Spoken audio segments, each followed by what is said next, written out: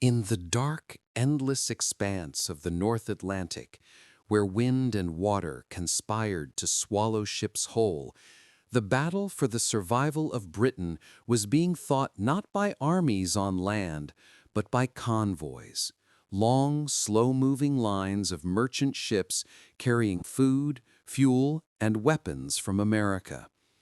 Between them and starvation stood only the escort ships and the courage of their crews. But by early 1943, the German U-boat fleet was winning. Under Admiral Karl Dönitz, the German Kriegsmarine had perfected the Wolfpack tactic, groups of submarines coordinated by radio to attack convoys at night. The U-boats fronted in packs of 10, 15, sometimes 20 submarines, striking under the cover of darkness. Their torpedoes sent merchantmen and destroyers alike to the bottom, their wakes illuminated by burning oil and exploding ammunition. In the first 4 months of 1943, Allied losses reached catastrophic levels. Over 100 ships sunk in a single month. Britain's vital lifeline was fraying. But even as the Atlantic seemed lost, a strange, ungainly ship was preparing to set sail. A ship that many admirals had dismissed as a waste of steel. It was small, slow, and awkward-looking, with a short flight deck perched on top of what was clearly a converted merchant hull. To many naval purists, it was an embarrassment. To President Franklin D. Roosevelt, however, it was a necessary gamble. These were the escort carriers, the jeep carriers, as sailors would call them. They were not built for speed or glory. They could barely reach 19 knots on a good day, but they could carry planes, Wildcats and Avengers, and that made all the difference. Roosevelt, who had been Assistant Secretary of the Navy during World War I, understood that the greatest danger in the Atlantic wasn't the enemy you could see, but the one you couldn't. The U-boat thrived in the vast mid-Atlantic gap, a deadly zone beyond the range of land-based aircraft. It was there, in that 300-mile-wide stretch of unprotected ocean, that convoys were most vulnerable. The escort carriers were built to close that gap. The idea had existed since 1941, but the Navy had resisted it. Traditionalists argued that carriers belonged with the main fleet, not escorting cargo ships. Others doubted that slow merchant hulls could survive U-boat attacks. The Bureau of Ships complained about design compromises. But Roosevelt insisted. He knew that even a handful of planes in the air could turn the tide. The solution was found in the shipyards of Henry J. Kaiser, the industrial genius who had already revolutionized shipbuilding with his Liberty ships.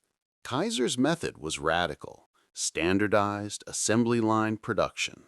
Instead of taking years to build a ship, his yards turned out hulls in weeks. When the Navy hesitated, Kaiser went straight to Roosevelt, offering to build 50 escort carriers in 12 months. And remarkably, he delivered. The result was the Bogue-class escort carrier, 495 feet long, with a wooden flight deck, a single aircraft elevator, and room for about 24 planes. It was not elegant, but it worked. When USS Bogue, CVE-9, first went to sea in 1942, few understood how profoundly this modest ship would alter the course of the Atlantic War. Under the command of Captain Giles E. Short and later Captain Daniel V. Gallery, Bogue was paired with a small screen of destroyer escorts, forming what came to be known as a hunter-killer group. Unlike regular convoy escorts, these groups didn't just defend, they went looking for trouble. Using long-range patrol aircraft equipped with radar and depth charges, they sought out U-boats and destroyed them. In May 1943, the turning point came. That month, the U-boat fleet reached its peak strength, 116 submarines operating in the Atlantic. And yet, within weeks, their losses became unbearable. Allied intelligence from ultra-intercepts, improved radar, Hedgehog anti-submarine weapons, and most of all, the constant air coverage from escort carriers, combined to decimate the wolf packs. On May 22, 1943, aircraft from the USS Bogue located U-569, a Type 7C submarine prowling near the Azores. A Grumman TBF Avenger, flown by Lieutenant Commander Howard S. Roberts, spotted the periscope wake and dropped a pattern of depth charges. The sea erupted in foam and oil. U-569, unable to dive, surfaced briefly before being scuttled by her crew. It was the first confirmed U-boat kill by an escort carrier group. It would not be the last. In the following months, Bogue's planes and escorts sank 11 submarines, a record unmatched by any other Allied ship in the Atlantic. Across the ocean, other escort carriers joined the hunt: USS Card, USS Core, USS Croton, USS Block Island, and many more. Operating independently or alongside convoys, they transformed the dynamics of the Battle of the Atlantic. For the first time, the hunters became the hunted. To the U-boat crews, the appearance of aircraft hundreds of miles from land was terrifying. The mid-Atlantic gap had been their sanctuary, where they could surface to recharge batteries and send radio messages to Donitz's headquarters in France. Now, that sanctuary had vanished. Every time a periscope broke the surface, there was the risk of a shadow diving from the clouds. The hum of an approaching Avenger engine became the sound of death. The tactical advantage was immense.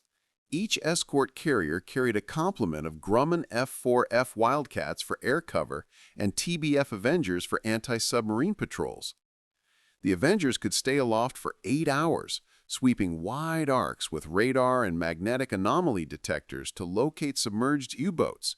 Once detected, they would drop depth charges or rockets, while destroyer escorts rushed in to finish the kill with sonar-guided attacks. The teamwork between air and sea was a new form of warfare, coordinated, relentless, and devastatingly effective. Between mid-1943 and the end of the war, escort carriers and their groups sank 53 U-boats, accounting for more than 60% of all submarine losses to Allied carrier aircraft. The statistics tell one story.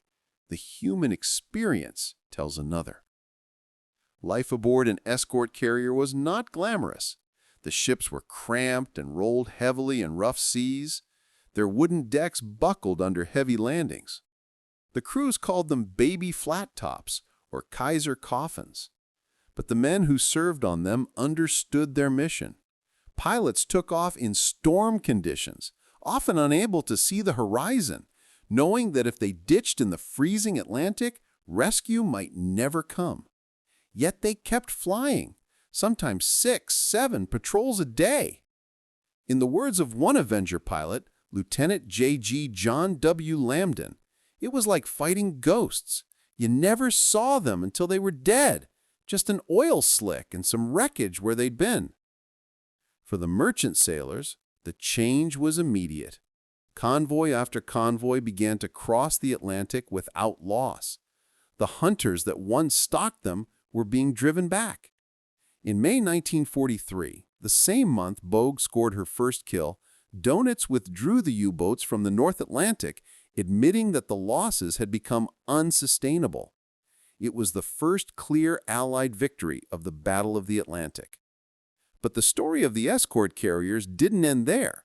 After securing the Atlantic routes, they moved to new theaters, supporting the invasions of Sicily, Italy, and Normandy. Their versatility made them invaluable wherever naval aviation was needed.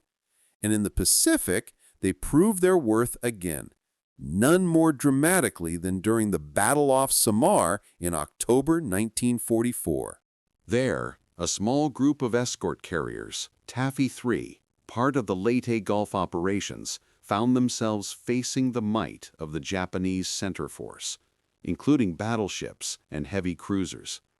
Outgunned and outnumbered, these tiny carriers launched everything they had. Unarmed planes making dummy runs, destroyers charging at battleships in suicidal torpedo attacks. Somehow, through sheer audacity and confusion, they survived, forcing the Japanese fleet to retreat. Though the Samar story belongs to the Pacific, it demonstrated the same spirit that had defined the Atlantic campaign: courage under impossible odds, and the triumph of ingenuity over tradition. Back in the Atlantic, the hunter-killer groups continued to evolve. USS Card and her escorts became legends in their own right. Under Captain Arnold J. Isbell, Card's group destroyed multiple U-boats in a single patrol. In October 1943, aircraft from Card sank U-488, one of the rare U-tankers designed to refuel other submarines at sea. That same month, Card's Avengers caught U-220 laying mines off Newfoundland and sent her to the bottom. The U-boat arm was bleeding to death. By 1944, Allied air coverage extended across the entire Atlantic. Long-range B-24 Liberators from Newfoundland and the Azores joined the escort carriers in sealing off every escape route. U-boats trying to reach the open sea from French ports were bombed before they could submerge. The once feared wolf packs were reduced to scattered, hunted remnants. Even Dönitz, ever defiant, knew the war beneath the waves was lost. In his post-war writings, he admitted that the enemy air arm proved the decisive factor. It was a quiet acknowledgement that the escort carriers, once dismissed as useless, had destroyed his dream of strangling Britain. Meanwhile, production continued at an astonishing pace. By war's end, the United States had built 122 escort carriers, 50 of them within a single year thanks to Kaiser's methods. Many were transferred to the Royal Navy under Lend-Lease, where they served with equal distinction. British escort carriers like HMS Tracker and HMS Vindex operated in the Arctic, protecting convoys to Murmansk against U-boats and Luftwaffe attacks. The cooperation between American industry and British naval strategy was a testament to Allied unity. For the men who served aboard, the sense of accomplishment was profound. They had turned the tide of a war that once seemed unwinnable. In 1942, Allied shipping losses averaged over 600,000 tons per month. By the end of 1943, losses had fallen below 100,000 tons. Convoys could now sail with confidence. Britain's ports were full again. The invasion of Europe could be planned without fear of starvation.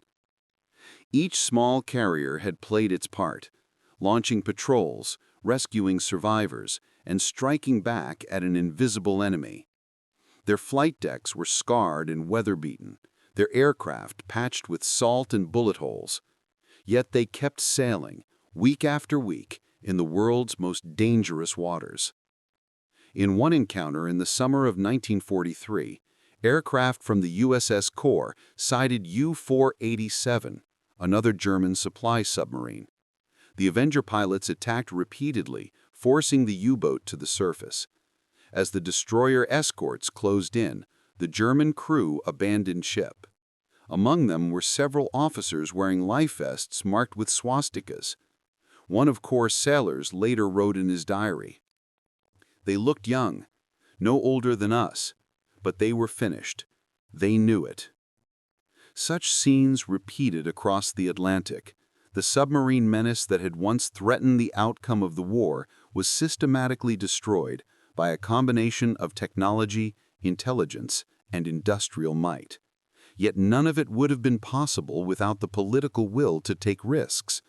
And that decision began with Roosevelt. It was Roosevelt who overrode the Navy's objections, who backed Kaiser's factories, who believed that a few planes on small decks could change the world. His gamble paid off. By 1945, escort carriers were everywhere, ferrying aircraft, training pilots, supporting amphibious operations, and even serving as makeshift troop transports after the war ended.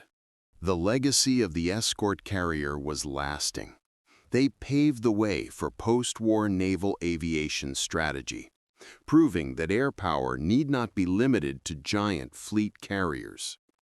They showed that quantity, flexibility, and ingenuity could overcome the enemy's technological advantages. And above all, they demonstrated that victory at sea was no longer about battleship broadsides, but about control of the air. For the sailors and airmen who fought aboard them, the memories never faded.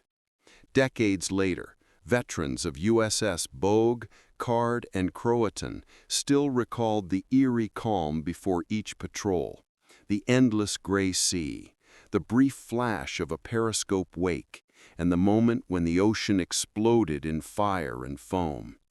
They remembered comrades lost, pilots who never returned, ships torpedoed in the night, and they remembered the satisfaction of seeing the Atlantic once again free for navigation.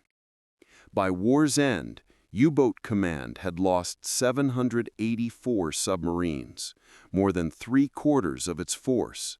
Of these, dozens had fallen to the planes of escort carriers. The baby flat-tops had done their job, quietly, efficiently, and decisively. After the war, most of these ships were retired or scrapped. A few found second lives as training carriers or transport vessels. USS Bogue herself was decommissioned in 1946 and sold for scrap in 1947. Yet her legacy lived on, in every modern anti-submarine task force, in every helicopter carrier and small-deck amphibious ship that followed. Looking back, the transformation was astonishing. In 1942, the U-boat was the hunter, and the Atlantic was its domain. By 1944, the hunter had become the hunted, and the sea belonged to the Allies. The escort carriers had made it possible. In the end, it wasn't the size of the ship that mattered, but the idea behind it, that even the smallest platform, when combined with courage, innovation, and leadership, could change the course of history. The men who served on those humble decks didn't seek glory. They simply did their duty, day after day, flight after flight, over a gray and merciless sea. When historians speak of the Battle of the Atlantic, they often cite the great convoys, the codebreakers at Bletchley Park, and the destroyer captains who braved torpedoes in the night. But behind those stories stands another, the story of the little ships that carried big wings, and of a president's vision that turned the tide. From the sinking of U-569 to the desperate battles off Samar, from the shipyards of Henry Kaiser to the storm-lashed decks of the mid-Atlantic, the escort carriers proved that innovation, once dismissed as folly, could become the weapon of victory. They were born from skepticism, forged in necessity, and vindicated in triumph. Their names, Bogue, Card, Core, Block Island, are not carved into the annals of grand fleet battles, yet they deserve their place among the giants of naval history.